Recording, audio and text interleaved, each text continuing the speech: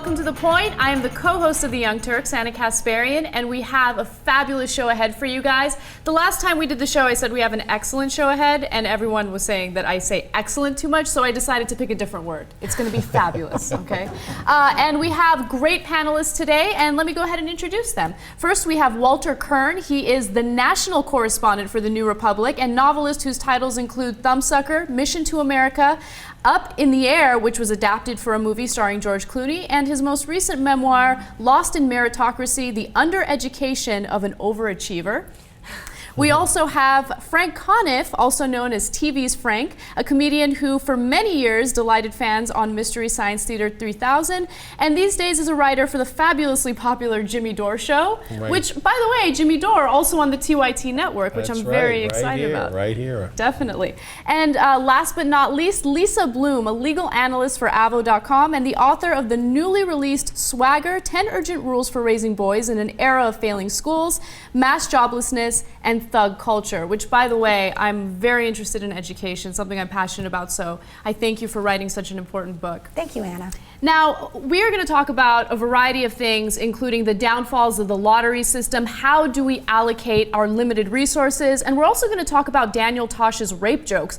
Is it ever acceptable for us to joke about rape? But first, we're going to talk about bullying, and we're going to talk about people fighting against injustice, and how can we teach our youth to do so? Now, the first point is sent to us by Kerry Kennedy, and let's hear what she has to say.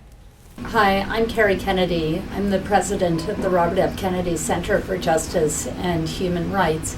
In any massive human rights violation, there are usually four actors. There are the perpetrators, the victims, the bystanders, and the human rights defenders. Students every day hear racist jokes or sexist jokes, or hear the words fatso or faggot or slut or retard or any of those other ugly, hateful words. And every time you hear that, you have to make a decision. Who am I going to be? Am I going to be the perpetrator? And am I going to be a victim? And am I going to be a bystander, or am I going to be a human rights defender? And you exercise that muscle. It's just like exercising a muscle. Every time you make that decision, you could be making that 5 or 10 times a day. You're becoming stronger and stronger and stronger at being one of those four people. And that muscle is defining you, just like it defines your body. It defines who you are. Who you are in your classroom, who you are in your family, who you are in your neighborhood, and most importantly, who you are when you look in the mirror in the morning. Please, think about this. Start speaking truth to power, and let us help you learn how to do that. Thank you very much. Now, Kerry Kennedy's point is so on point because of the fact that bullying is one of the most prevalent issues that we talk about today. You know, we did a story about the Rutgers University student who was secretly streaming his gay roommate having, you know, gay sex. And a lot of people were like, what kind of bullying is happening on a college campus? It's not even middle school and high school students anymore, it's grown adults. So Lisa, you've written a book about the thug culture and, you know, how it could possibly contribute to bullying. And, you know, how do we empower young people and convince them that it's cool, that it's actually a good thing to stand up against the bullies and injustice? Well, I call my book Swagger because we live in a swagger culture, and this is a word that all young people know, especially boys, and very few parents and adults really understand. That popular media is teaching our kids to be arrogant, to act as though they're better than everyone else. 2/3 of our most popular rap and hip-hop music advocates violence, especially gun violence, misogyny, beating up, even murdering gay men. And these are the biggest music companies in the world that are pumping this stuff out, and this is what our kids are listening to in their earbuds. So we as parents or as concerned adults have to be aware of this. And you know, for all of the wonderful videos that Kerry Kennedy makes that a couple dozen people or maybe a few hundred people are going to watch, you know, there are multi-million-dollar industries out there exhorting our kids to behave badly. Is it any surprise that they do?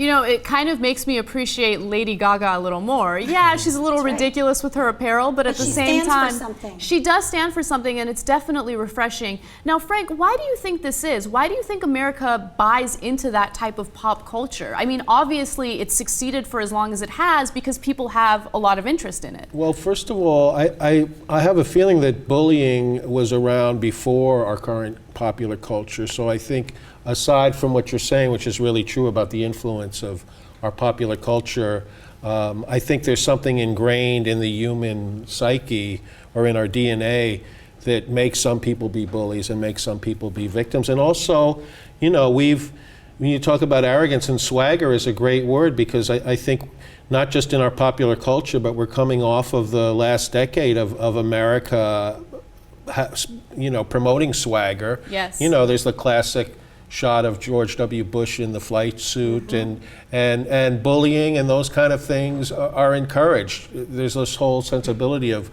you know, we're number one, and anyone who, you know, they say Obama apologizes for America because anyone who points out anything that's wrong with anything in our country, there's a lot of bullies in all aspects in our culture, and adults too, especially. You know, Cenk and I always joke around on the Young Turks show that we get bullied on a regular basis too. It's just online bullying. Yeah. And you know, it's interesting because I'm sorry, but online bullying has emboldened people who weren't bullies before to become bullies because they can do it anonymously. But is that really bullying? Because isn't bullying the powerful taking advantage of people who are less powerful? And if you have a television show and people are saying nasty things to you, you know, which we all get, I don't know if that's in the same category as a child being bullied. But children have been bullied online, and there was the famous example a few years ago of the young girl who killed herself because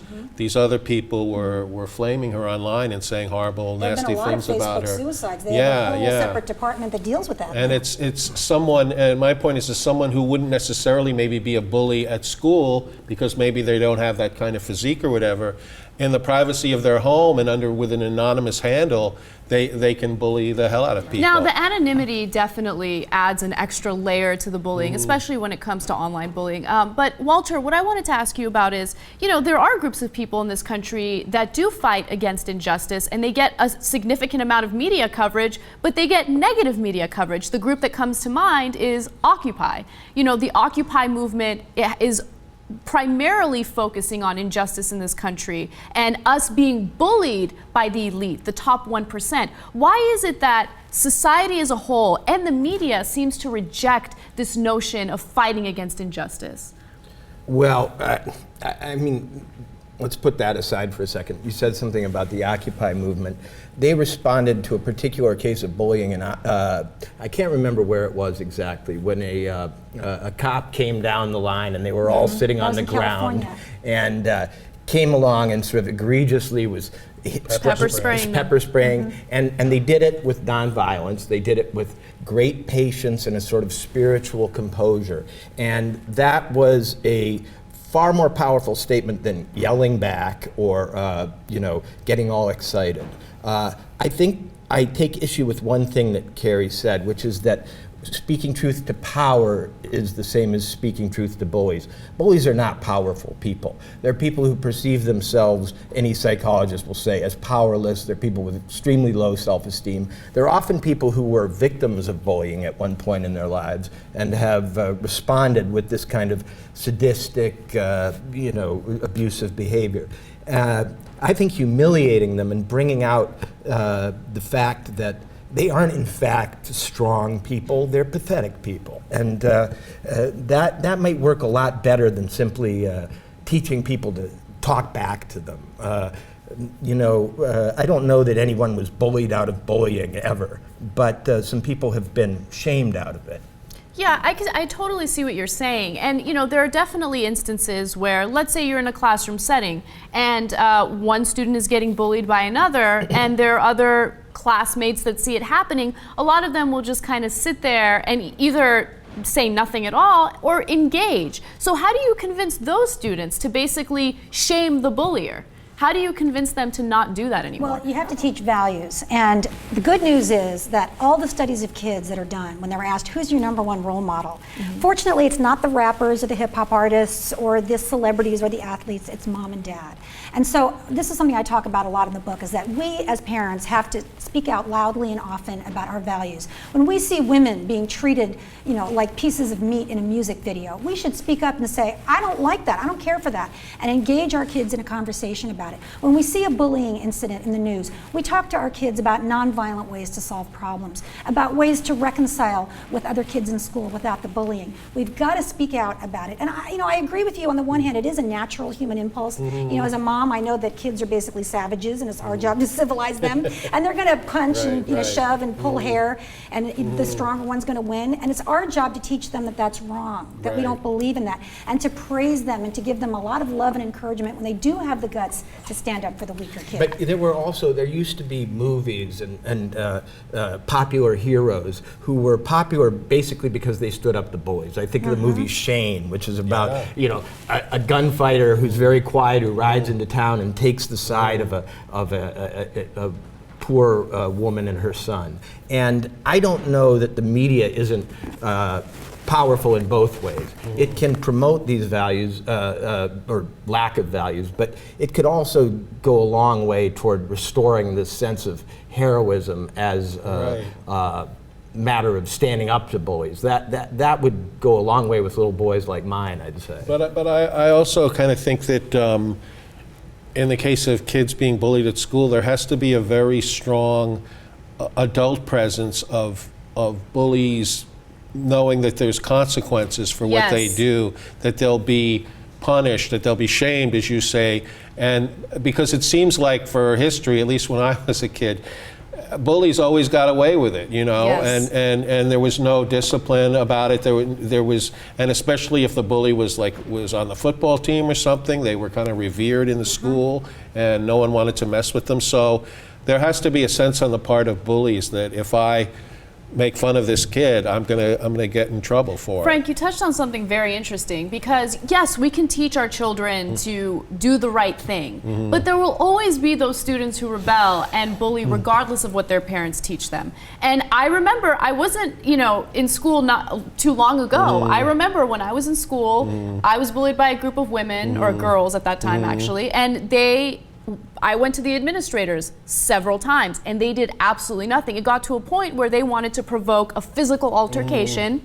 I expressed that to the counselors, they did nothing. So that's part of the problem. We have to train the adults just as much as having to train, the students. I think that's gotten a little bit better now because everybody's afraid of lawsuits from lawyers like me, and they should be afraid of lawsuits. If a child's being bullied in school, especially if they're being physically assaulted, I don't know why we write that off as bullying and don't call it assault and battery the same way we would if it's an adult. So people need to know that yes, they should report it. They should report it ideally in writing. They should keep a copy, and they should go up the chain if they don't get satisfaction at the lower levels of the chain. I think that's very important. And what Kerry Kennedy is talking about is encouraging bystanders to speak out as well. We have to get past this snitch mentality, that if you tell, there's something wrong with you. No, that's what speaking truth to power is. If you see another child, or another human being for that matter, being abused or bullied, do speak out.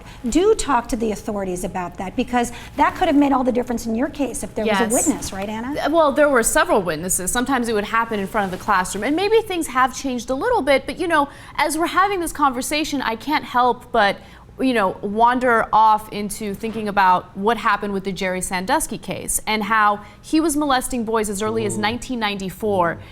The head of the athletics department, the football team, they knew what was going on, but their priority was to protect the football team as opposed to speaking out against the abuse these children were going through. Yeah, and actually that reminds me of something, is when I was a kid, there were a lot of very bullying coaches who coach football. That's what at coaching school. was. Yeah, and and thank God, a lot of them don't go to the evil level that case did, but if a coach is getting results, if the team is winning, the institution usually lets them be a bully. They let them berate kids. So that's another example of that being kind of institutionalized. But I think of bullying as something that happens among peers and is, a sort of tribal behavior, not a case of authority figures actually abusing their positions. But I was going to say something else. She talked about 4 different actors, and there is the victim. And what troubles me is that with the rise of bullying, there also seems to be perhaps a rise in hypersensitivity on the part of the victims. Why are kids killing themselves as a result of bullying? Because the bullying has gotten that much worse, or because the ability to withstand social abuse and social pressure and ostracism is not sufficiently strong? Well, Walter, I respectfully disagree with you. I think that the bullying has become more and more vicious, especially with social media and people's ability to say whatever they want, regardless of how hurtful it is, and they can hide behind anonymity. And, I hear hideous things about myself, read hideous things about myself on a regular basis. Don't read that stuff, and Anna. I totally understand. And Lisa, you made a great point. I have thick skin. I've put myself in this position where I expect it and I need to deal with it. But can 12-year-olds deal with it? Can 10-year-olds deal with it? Teen suicide, unfortunately, has been with us for a long time, Yeah. and I think now we're understanding more about it. But teens, especially gay teens, have had very high suicide rates for a long time. So yes, I agree with you. On the one hand, we need to teach our kids to be a little stronger and a little tougher, and if somebody calls you names, just ignore them. And frankly, I'm very active on Twitter. I get those nasty, ugly. I just ignore them or block them, because I think sometimes ignoring people is the ultimate revenge. Well, there was they really want to get a rise out of you. There was a period in this society when rape victims were treated as though they had something to be ashamed of, Right. and acted as though they had something to be ashamed of. And that's why maybe there's more reports of it now. It's just because it's not that it happens more, it's just that more people feel that it's okay to report it now. Well, I'm not sure of that, but I would say that victims of bullying need to be told, and resolutely told, that this is how you are treated by bullies is no reflection of who you are, Right. and Yeah. no verdict on your worth. Because a lot of bullying takes place with kids who are at an age of hypersensitivity to their role in the social group. And they feel that when that identity is lost or compromised, everything is. And, Yeah. Well, thankfully, there are campaigns like the It Gets Better campaign Right, targeted right. toward, gay youth, which I'm very happy about. And I want to see more and more of that. And, it does get better. I was bullied like crazy, and look at where I am now. Right. And, I hope that young people will somehow understand that. Now, we got to take a quick break. Let's do that. And when we come back, we have another excellent point. And later on in the show, we're going to talk about rape and whether or not rape jokes are ever acceptable in comedy.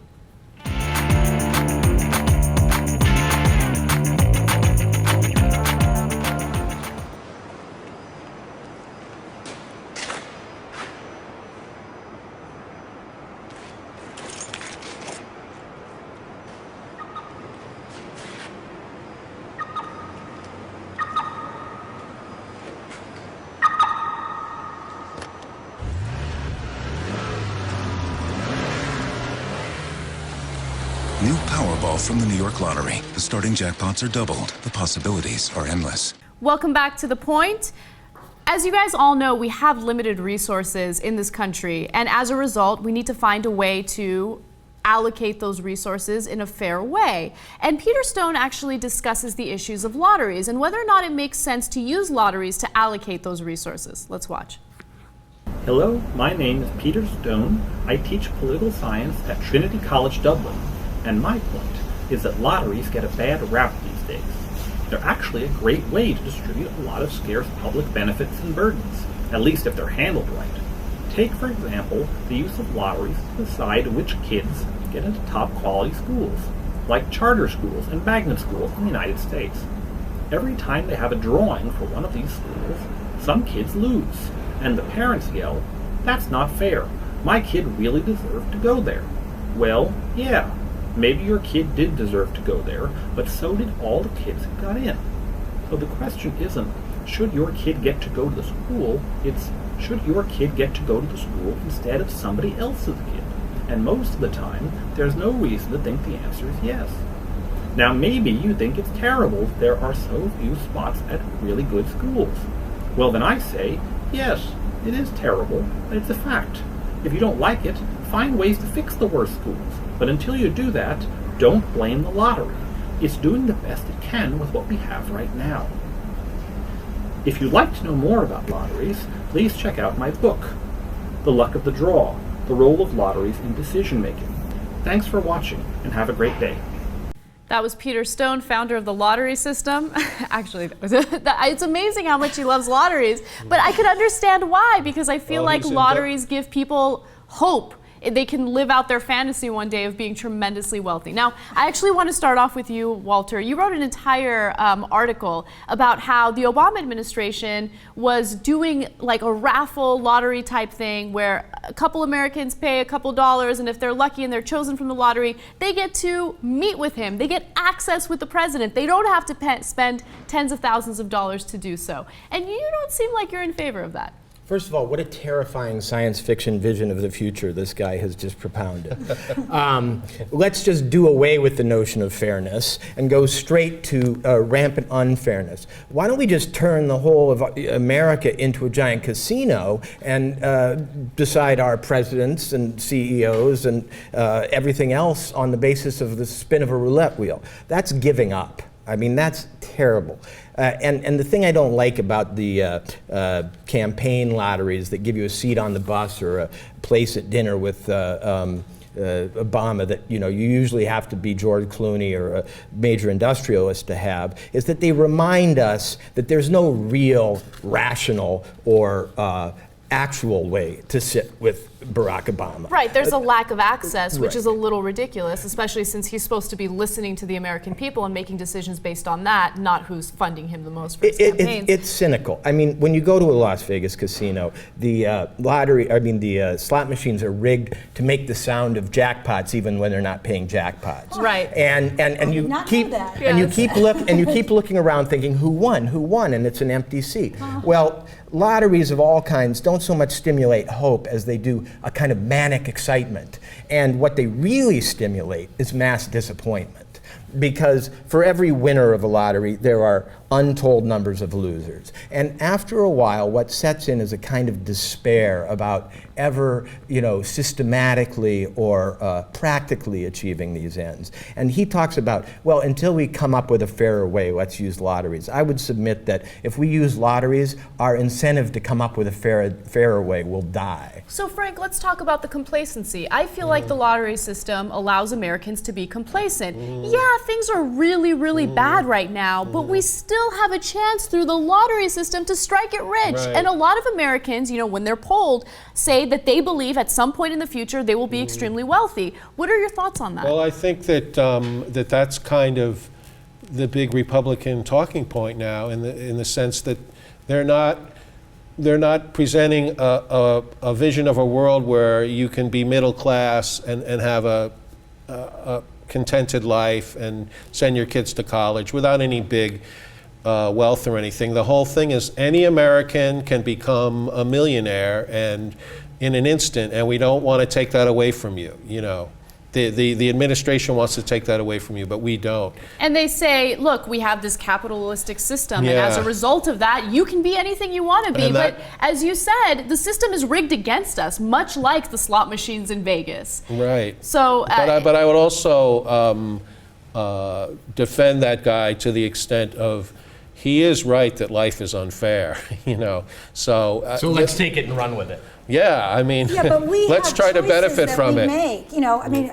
Listen, Walter, you're talking about the presidential campaign, and Frank, you're talking about distribution of wealth. Peter in the video is talking about education of all things, and just accepting the assumption that that's a scarce resource, and that it's okay for us to have a lottery for our children, that 1 out of a couple thousand is going to have access to that scarce resource. I mean, that's obscene, in my opinion. Our educational system is so bad. We're 25th out of 31st world countries in math. We're sinking lower and lower. If our schools were factories, we turn them down for for putting out terrible products. That is outrageous to me. And why don't we talk about the root issues, about how bad our educational system is, how bad our political system is, how bad our capitalist system is, instead of, this is just rearranging deck chairs on the Titanic to talk about a lottery. Some few of us are going to have access to all of this wealth. Well, that guy was from the University of Dublin, so I have a feeling he might have just won the Irish sweepstakes. Well, it really goes back to the issue. It sounds like he did. He's so excited about the lottery system. It's a little amazing.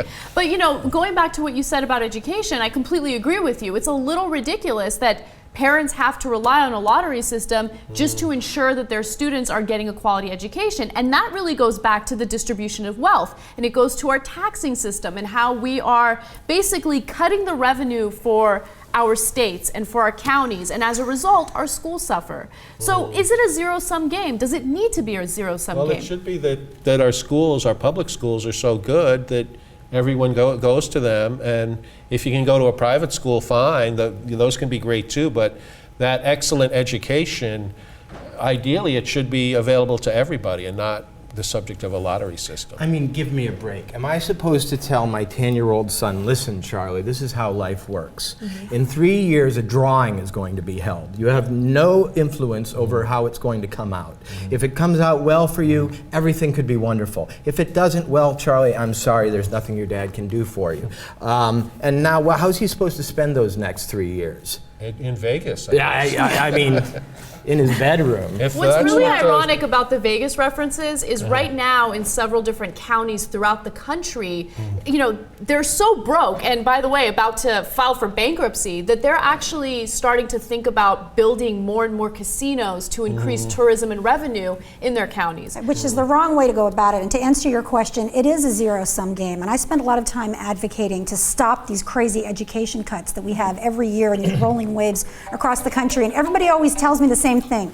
We don't have the money. In fact, we do have the money. We just choose to spend it on prisons. We incarcerate more of our own people than any other country on earth or in human history. And so it's a seesaw. As the prison spending goes up, education spending goes down. We cut parks, we cut schools, we cut libraries, but we always find the money for prisons. Here in California, we've built a new $100 million prison every year for the last 23 years. During that same time period, one college. So don't buy it when people say, should we cut social services or should we raise taxes? Because the third alternative is to stop incarcerating so many of our own people, and nobody talks about that. Lisa, you're speaking my language. That's one of the things that I love to talk about the most on the Young Turks. We spend so much money incarcerating nonviolent drug offenders, which is the most ridiculous thing I can imagine, especially when we're facing such huge budget cuts and deficits. Would people be happy with negative lotteries when it was not a prize of a good thing, but you go to jail, or you get no education, or you live in the slums? Very much like the Hunger Games. Have you guys seen that Yeah, movie? sure. And the lottery system reminds me of Hunger Games. And if you flip it on its head, all of a sudden, you're hoping you don't win the lottery because you don't want to go through the Hunger Games. Right. And let's talk about the obsession of wealth in this country, because I feel like it's not as apparent in other countries. In this country, we don't want to have one luxury car. We want to have 10 luxury cars. We want to have Leno's garage because the one luxury car just isn't good enough for us. I want his show, actually. And it's incredible. Like, why is it that Americans are so obsessed with wealth and the top 1%? They're already millionaires and billionaires. Why isn't it good enough? Why do they still need to get these massive tax cuts? Well, we live in a consumerist culture, right? And this is what we're sold, that the answer to all of our problems is to buy something, right? So if you watch any television show, you got to buy, you've got an ache, you've got a pain, you've got constipation, you got to buy a pill instead of just eating your vegetables, right? I mean, there are so many ways, of course, to achieve happiness other than buying things. But this is what we're sold. And yes, we revere celebrities and their garage full of all these cars. But what I found is that people in the top 1% and even in the top 0.1% are actually less happy than most people who are in the middle. Let's do Money commercials doesn't on those buy guys. happiness. Yes. I would like to learn how to be that unhappy. But you'd be surprised. Yeah. In fact, lottery winners, we're talking about many lottery winners end up committing suicide, they get divorced, they declare bankruptcy. They're very unhappy ultimately. But I think we forget that, I think for the overwhelming majority of people on this planet, their goal is to have a roof over their head and to have enough to eat, and our society has moved very far away from that. And Well, for the people around the world whose goal is to own a Lamborghini, there's one destination, America. Right. I mean, America has self-selected for ambitious people. And so it's no surprise to me that we are full of people with big dreams. They came here because they had them. Our system has exaggerated that desire. But, there's a question as to why people get so fat, and some people have answered. Hey, I'm sitting right here. Well, some people have answered. There's no real off switch in the human being. We were taught in our 10 million years of evolution to eat during times of surplus, and we still do it. And I don't know that wealth isn't the same thing. I mean, people don't really know when to stop. And this is a society that doesn't suggest that they stop, but celebrates the, incredible. Right. And if you criticize, whenever the top 1% is criticized, or if Obama says we have to tax the upper earners, what do they always say? He's criticizing success. He's anti-success. He's anti-business. Yeah. He wants to trample all over our businesses. Well, another really interesting thing is, and it's going back to what you were saying about how we as humans don't know when to stop. There was this really interesting piece written in Mother Jones about how there were wealthy people living in the Hamptons, and one extremely wealthy guy was rich enough to afford 2 helicopters. And the other wealthy people in the Hamptons were envious of that, and they hated him. Right. And it's incredible. Like, what the hell are you going to do with 2 helicopters? And we've kind of moved away from the idea of living a simple, happy life where we actually enjoy our family and our friends. We're focusing way too much on wealth. And in the meantime, a huge population of Americans are starving. They don't have access to food. They don't have the ability to pay their mortgages, and they're being foreclosed on. Well, and those same people could say to us, well, why do you need another pair of shoes? Why do you need a new dress, right? I mean, it's a slippery slope. We can all look up the chain and say, why do you need to buy those things? A lot of people can't even afford the slippery slope. But the question is, are you going to buy that dress or that extra pair of shoes and do so knowing that you're paying less in taxes, so you can do that, and other people are going to have or experience cuts in their social services? That's the real issue. Yeah, but it's a question of greed, right? Because if It we're talking is. about somebody getting a second helicopter, most of us, I think, would see that as crass and greedy. But the bottom billion, the people that you're talking about, could look at any of us and say, why do you have so much plenty when people are hungry? But our lifestyles aren't affecting the way they're living whatsoever. And if they were to pay their Well, sure fair they share are. of taxes, they sure and are. Sure they There are a lot are. of people, Oh, absolutely. making In terms Nike of tennis climate shoes change and, is grossly affected by our levels of consumption in this country. If we could give $400 and save a life in the third world, how many of us do that? So it's absolutely affected. yes, but that's question- apples and oranges. I'm referring to, the distribution of wealth Right. and how much we're getting taxed as opposed to them getting taxed. So but yeah, of course, producing products is leading to climate change. Totally different topic. Yeah. The question, I think, is somebody mentioned the concept of a food chain. If you're always looking up it, if you're always looking at the person above you, you're not noticing the person next to you or below you. And I think attention to the lower rungs of the food chain would behoove a lot of people. There used to be a concept called noblesse oblige. If you have a lot, you have a lot of responsibility. And that's what I think has been lost. Even the rich are greedy now. I mean, it's one thing to be greedy on your way up and to be ambitious. It's another thing to keep being greedy once you have everything. And there's no shame in that, apparently, anymore. All right, Walter, I'll let you have the last word. Let's take one more quick break, and when we come back, Daniel Tosh and his rape joke, was it acceptable, to basically talk about rape and make jokes about it. We'll be back.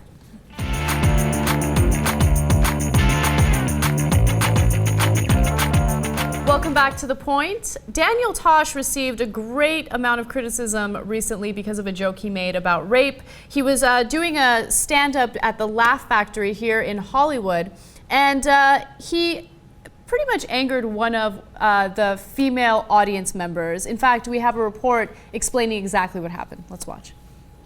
During his performance last Friday at the Laugh Factory, Daniel Tosh allegedly was making generalized statements about rape jokes always being funny. According to reports, a woman in the audience shouted back, "Actually, rape jokes are never funny."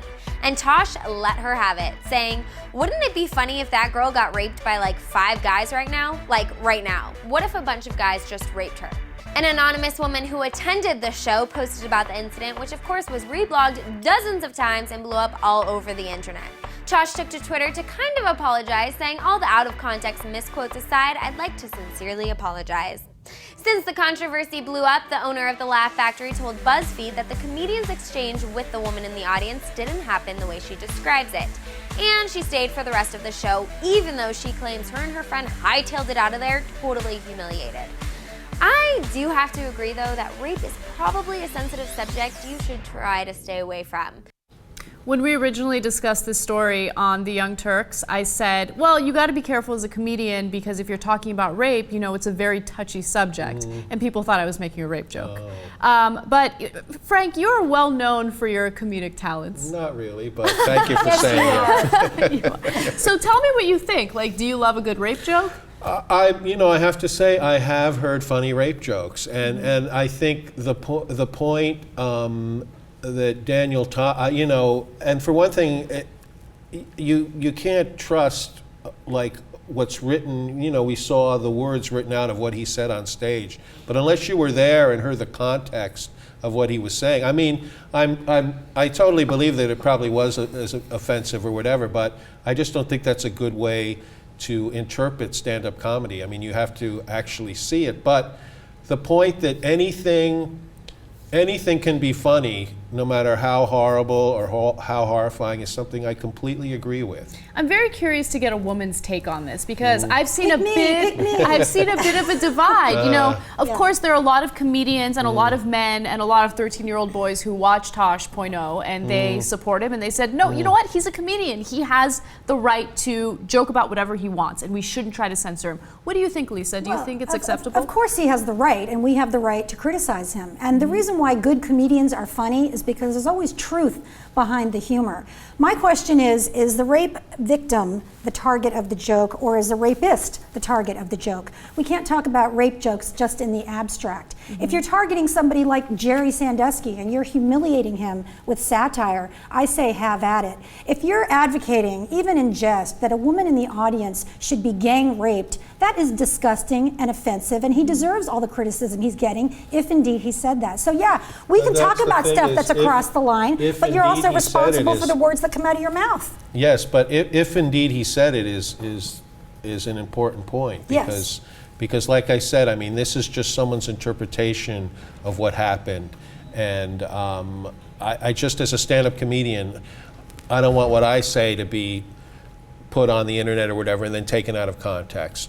It's a danger, I think, that all of us comedians... I think it's a little problematic that there's no tape of it. I would like to be able to see how the exchange went down, what was his tone. Right. All of that is important. I have to be completely honest. As a woman, and a lot of people are surprised I have this take on it, I don't think that people should tear him apart for it. He apologized. First of all, people can criticize him. I agree with that. Right. But he felt the need to apologize for it. And the question is, should he have apologized? And based on what I know and what I haven't seen, which is the tape, no, I don't think he needed to apologize. I don't think it was something that he needed to do because it kind of sets a precedent when it comes to comedy. Who are we to determine what is and isn't off limits? I don't like people siding with hecklers, because she got up and heckled him, and that's not a smart way to handle that. The smart way is to just leave. Exactly. Yeah, but we're creating a culture here. Nobody criticizes Eminem except me in my book and in my writing. I mean, he has a whole song about going into Central Park and raping a little girl with an umbrella. And some of the biggest music companies in the world back him up. He says, I've committed 17 rapes, and everybody cheers at celebrity gatherings at music awards where he's performing. So he has this whole alter ego where he's a rapist, and everybody celebrates that and thinks he's terrific. Nobody goes after these guys, and yet it's the random comic or somebody who makes a remark on a radio show that everybody goes after. I think everyone is responsible. I think the words that we speak matter. I think what we put out in the culture matters, and people have to own it. Has anybody ever heard the name Lenny Bruce? I mean, Yes. are we back in this country to this sort of literal-minded, dull, puritanical, inability to see, irony, But context. he was on the left. He went after the powerful. Well, he didn't yeah, go after rape victims. Yeah. Lenny Bruce was on the left, but he made a very important point. And if he were here today, I'd like to think he'd make this point again, which is that making people uncomfortable and pushing the boundaries of discomfort is what comedy does. This is all framed wrong. Are rape jokes funny? Yeah, they are, if people laugh. If people don't laugh, they aren't funny. Should they be funny? And it depends Maybe on not. the joke. I mean, I think that you hit the nail on the head, Lisa, when you mentioned who the rape joke is targeted at. I mean, if you're targeting a rape victim, like let's say, the person who was raped by Jerry Sandusky, and you're making fun of that person, then it's different. Like, it's really difficult to make light of that situation. Overall, My suggestion is that a lot of people would laugh at that joke, and thus it wouldn't be funny. So, another question that I have for you guys, and I'm going to start with you, Walter, is what do you think about, the 13-year-olds that do watch Daniel Tosh? And, they hear these messages, and let's say he does make rape jokes, or he, says degrading things toward women. Do you think that that could be taken literally by the young people that watch his show? And we just had an entire segment about bullying and people being degraded and fighting against this kind of injustice. Do you think that this is kind of the media that fuels that? Well, certain of them will take it literally, because that's what's being a child is. It's not knowing the difference, and it's having to learn it. And hopefully there's someone in your environment who can teach it to you. But when we start down the road of limiting speech because someone's offended, or this topic's off limits, or this and that, we also start down the road to limiting speech for a lot of other reasons. Right. And But who's talking about limiting speech here? We're not talking about censorship. We're talking about whether they're funny or not. And as I say, I mean, they're funny if people laugh. And if people don't laugh, they're in bad taste and they make people uncomfortable, and that comic will probably, be shuffled Yeah, out I of mean, the no way. one really gets in trouble. No comedian ever gets in trouble for saying something funny, regardless of the subject matter. In the case of Michael Richards, he was yelling the N-word. There was nothing, it wasn't a bit, it wasn't in any kind of context. It was just, and he was unfunny. And Don Imus, the same thing. He said something that was just horrible, wasn't least bit funny. But comedians like, really funny comedians like Louis C.K. and Lisa Lampanelli and Sarah Silverman, and a lot of comedians say incredibly horrifyingly offensive things all the time. Nobody ever objects because they're laughing. Yeah, but their audience isn't primarily 13-year-olds. To Well, go back to they your can point. be. I mean, at what Sarah point do we- Silverman had a show on Comedy Central too. Yeah, but I mean, at what point do we say people are responsible for the words that come out of their mouths and for their contribution to the culture? And if your audience is mostly 13-year-old boys, frankly, you should know better, and you should do better. And Frank makes a really great point about when you cross over from doing a bit and doing a stand-up to actually doing serious commentary on whatever it is. And that's why it's so important to be able to see the tape of Tosh responding to her, because he could have had a sarcastic tone. And in that case, then I think it's completely acceptable. He's obviously saying, like, no, it wouldn't be funny if you got raped by 5 guys. Like, that's ridiculous. So in general, I just don't like, regardless of the material, there's been a trend in comedy for the last couple decades. Comedy, for me, growing up, was always about the weak attacking the powerful, whether it was the Marx Brothers or George Carlin or anyone.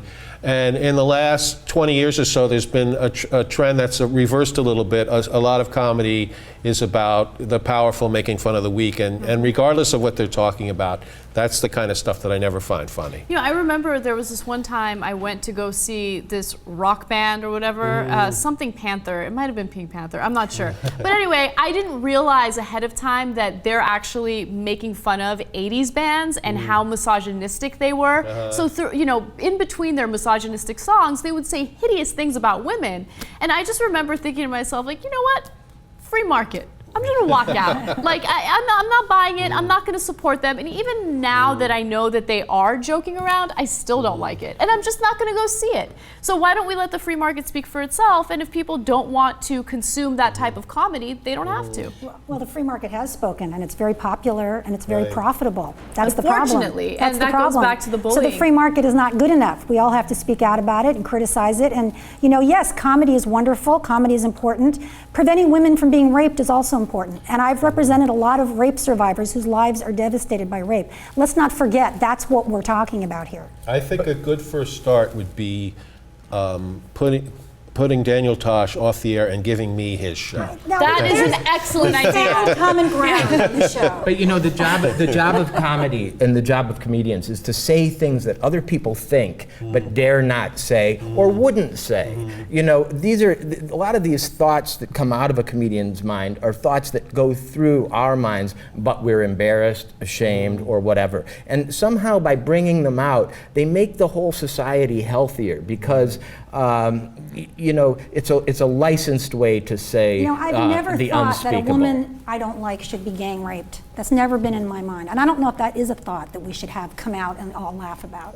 Well, we don't know that anybody laughed. Yeah, and also once again, it's the context, and if it's ironic, and context in all things, not just comedy, is extremely important. It is, definitely. And I remember the guy who did the voice for the Aflac duck. Gilbert Gottfried. Yeah, he made a joke about the tsunami victims, Right. but it was too soon. Too And it soon, wasn't yeah. funny. And he got fired. Yeah. So there are But consequences. he's still around, Gilbert, and Gilbert is one of my favorites. He's still doing comedy. He's still doing fine. So it's like it is kind of the marketplace taking care of It itself. really is. All right, guys, we are going to take one more quick break, and we'll come back with one more segment and say goodbye to our guests.